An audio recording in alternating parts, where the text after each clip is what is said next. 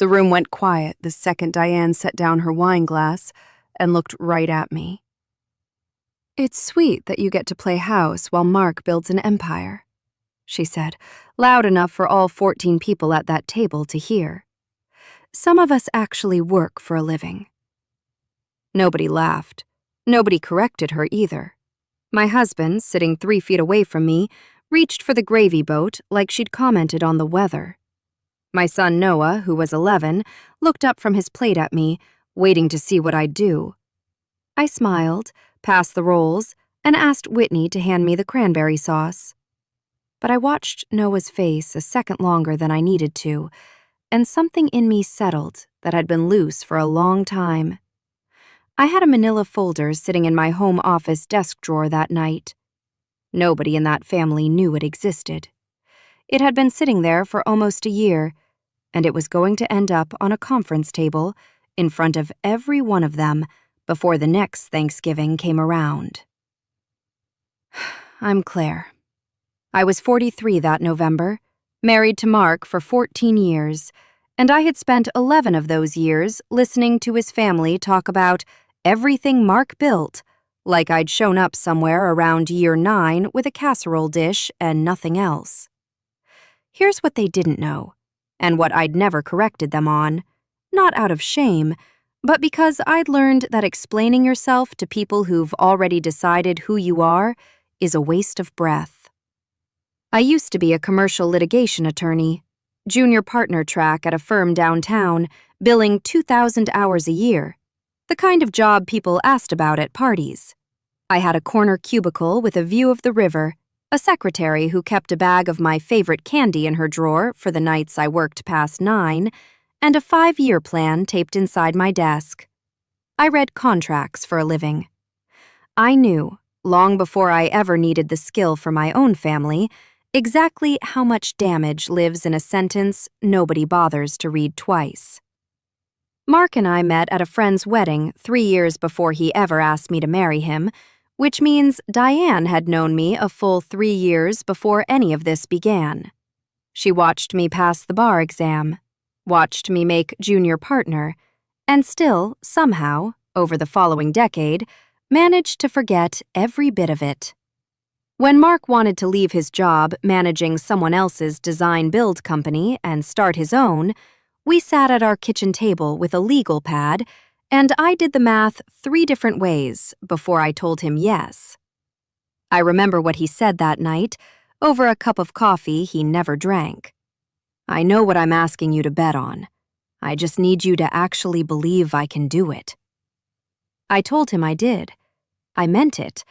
I also knew, even then, that believing in him and being seen as part of what he built were 2 different things, and I chose to accept the first without insisting on the second. That choice is the one I'd spend the next decade quietly revisiting. What I never told his parents was where the first $750,000 came from. I had a trust. My grandfather built a small chain of hardware stores in the 60s and sold them in the 80s, and what was left when he died went into a trust naming me directly. Not my future husband, not my future in-laws. When Mark needed startup capital and the banks wanted collateral he didn't have, I went to the trustee, David Ferris, and structured a loan. A real one, drafted the way I'd have drafted it for a client.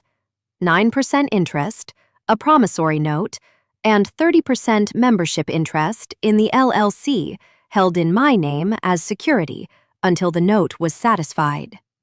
Mark signed it at David's office on a Tuesday morning in front of a notary, 4 years after we married.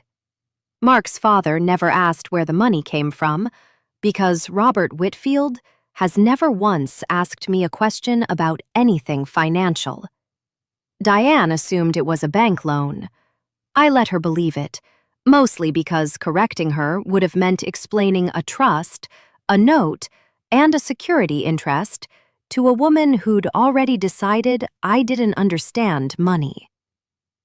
I remember the launch party in the framing bay of the first warehouse.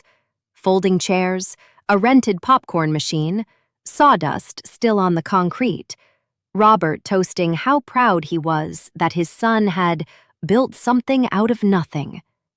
I stood in the back with a 2-year-old on my hip and a signed operating agreement in a fireproof box at home. And nobody asked me to say a word. I clapped along with everyone else. That was the first time I understood that this family had already written the story, and I wasn't in it. I gave up my practice 2 years later, when our second was born, and the business needed someone managing invoicing, payroll, and the books full-time. Unpaid, off any org chart Robert would ever see. I told myself it was temporary. It wasn't. I did that for 9 years. I learned the estimating software on nights after the kids went down, sitting at the kitchen table with a laptop and cold tea I never finished. I sat through 3 bank audits because Mark got too anxious to talk numbers to a stranger, and I was the one who walked the loan officer through the receivables, line by line, while Mark sat beside me nodding like he'd built the spreadsheet himself. In year 6, I caught a 6-figure billing error on a municipal contract that would have sunk 2 projects if it went unnoticed another month. Nobody at that table has ever heard that story, because Mark never told it, and I never brought it up myself. And every year, at every dinner, every barbecue, every Christmas Eve, I passed the rolls. Diane introduced me at the country club as Mark's wife. She used to do something with law, I think.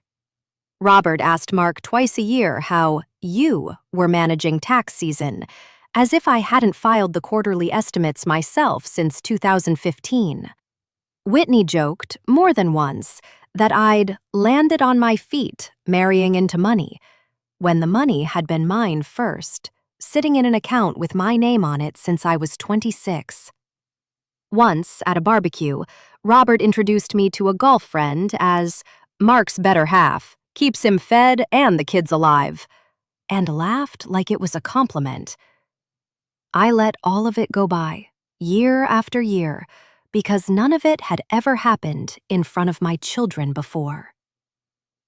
Just a housewife was the same insult I'd absorbed for a decade. What made it different was Noah's face across the table, watching to see if the woman who ran his household and, though he'd never know it, half-financed his father's company, was worth defending. Nobody defended me. So I decided I would. I didn't say anything at the table that night. I helped clear plates, said goodnight in the driveway, and drove home with my hands steady on the wheel and my jaw tight enough to ache the next morning. Mark asked in the car if I was okay. I told him I was fine. I wasn't lying exactly. I just wasn't finished thinking yet. 2 weeks later, sitting in my car outside Noah's orthodontist during my lunch break, I called David Ferris and asked him to pull every document connected to the loan. The original note, the amendment we'd signed in year 4 when Mark refinanced the equipment line, and the operating agreement that still, 11 years later, listed me as holding 30% of Whitfield Design Build LLC, with voting rights attached to that share. I learned that afternoon that the note hadn't been fully satisfied. Not close. Mark had been making interest-only payments for years, which I already knew, but I hadn't checked the principal balance in a long time. $410,000 was still outstanding, which meant that on paper, in a document his own father had never seen, I wasn't a bystander in that business. I was its largest creditor and its second largest owner, with a legal say in anything that changed who controlled it. I sat with that for a few days before saying anything to Mark. When I finally showed him the note and asked why the balance had barely moved, he got quiet, then admitted the business had been reinvesting into a second location instead of paying down principal, a decision Robert had pushed hard for 2 years earlier, one I'd never been consulted on, even though my collateral sat behind it. "I should have told you," Mark said. "I didn't think it mattered, since it was still just us." I asked him whether he'd have said "just us" to his father. He didn't answer that one. That was the first thing I learned that I hadn't fully understood. The second came 3 months later, in March, when Mark told me his father wanted to help by bringing in a partner, a friend of Robert's from the club, a man named Gary Pruitt, someone with capital who'd take a management role and, in Robert's words, finally get some real financial oversight in there. Nobody had asked what I thought about a stranger stepping into management of a company where I held equity and secured debt. Nobody asked because nobody remembered I was anything other than the woman who did the invoicing. I asked Mark directly why he'd let his father talk about real oversight, as though none had existed for 9 years. He said Robert had always talked like that, and he'd stopped hearing it. That was the truer answer, and the more damning one. Not that Mark believed his father, but that he'd let the version where I didn't exist run uncorrected for so long, it had become the house style. I told Mark I needed a few weeks before we spoke to his parents. What I actually did was call David again, then call an attorney of my own, someone with no relationship to Robert or Diane at all. Her name was Patricia Ahn. Patricia read the note and the operating agreement in her office on a Thursday afternoon. About 20 minutes in, she looked up and asked whether I understood that any change in ownership or management structure required written consent from every member holding voting interest, and that under this agreement, I held 30%. I told her I'd drafted documents with clauses just like it for other people's businesses for years, and never once thought to reread my own family's.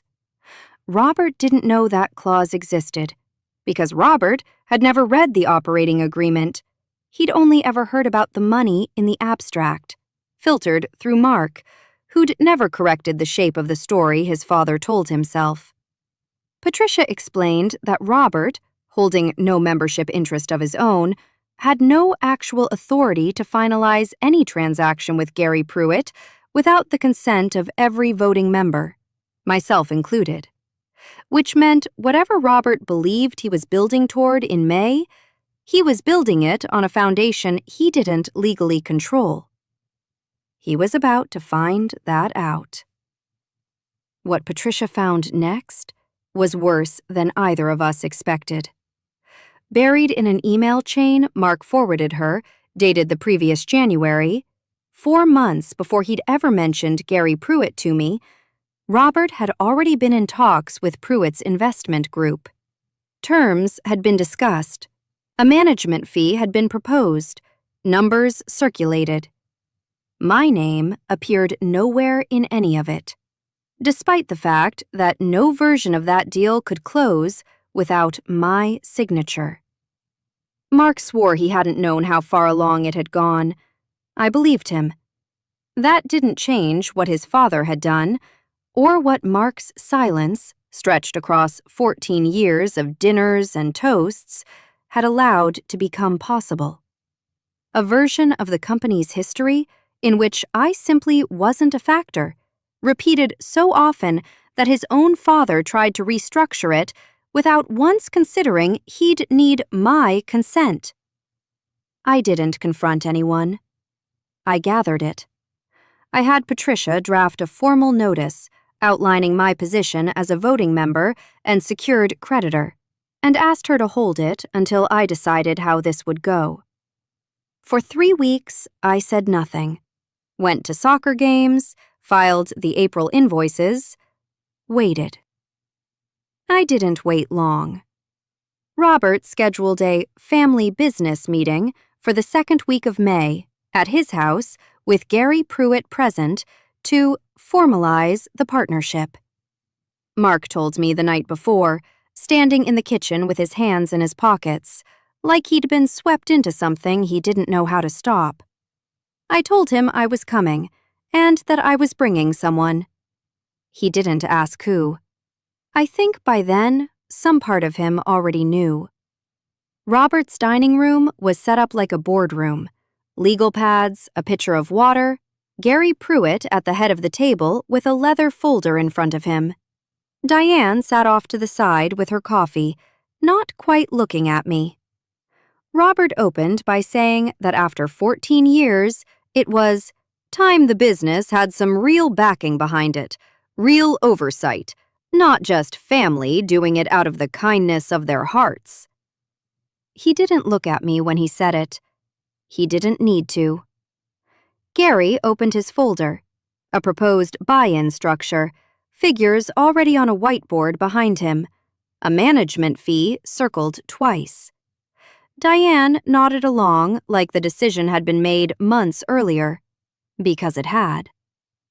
Patricia waited until Robert finished. Then she opened her own folder, slid the operating agreement across the table, and asked calmly whether he was aware that any change in ownership or management required written consent from every voting member, and that his daughter-in-law held 30%, secured against $410,000 still outstanding. Robert laughed, short and confused, and said that didn't sound right. Patricia turned the signature page toward him. I watched him read it, then read it again. Diane picked it up next, her mouth slightly open. Robert asked Mark directly if it was true. For a second, nobody answered. Then Mark said yes, that the $750,000 that started the company had come from my trust, not a bank, 11 years earlier, and that he should have said so a long time ago, and that the silence since then was his, not mine. Gary closed his folder, said something about needing to check a few things internally, and left within the half hour. Nobody stopped him. There was, as it turned out, nothing left for him to finalize. Diane didn't say anything at all. She just kept looking at the signature line, at a date 11 years back, doing the arithmetic on how long she'd known me and how little of it she'd spent actually seeing me. The company didn't fall apart. Mark and I spent that summer restructuring the note properly, on paper, both our names on every decision going forward, the way it should have looked from the start. It wasn't a single conversation. It took months, and more than once Mark had to sit with how easily he'd let his family's version of things stand uncorrected for so long. He apologized for that more than once, and meant it more the second time than the first. Robert never brought up Gary Pruitt again. Diane still hosts Thanksgiving. I still pass the rolls. But this year, when she raised her glass to toast everything Mark built, she paused, looked at me a second longer than she needed to, and added, "And everything behind it." Nobody else at the table understood what that meant. I did. I didn't need her to say more than that. I'd spent 11 years being underestimated at that table, and it turned out the only thing that ever needed to change was who was finally reading the paperwork. If you've ever done the quiet, uncredited work that held everything else together while somebody else got the applause for it, I hope this story felt like it was for you. If it did, subscribe. We post new stories every week. And if there's someone in your life who's spent years being treated like she doesn't understand what she built, send this to her. Has there ever been a moment when the people who underestimated you finally found out exactly how wrong they were? Tell me in the comments.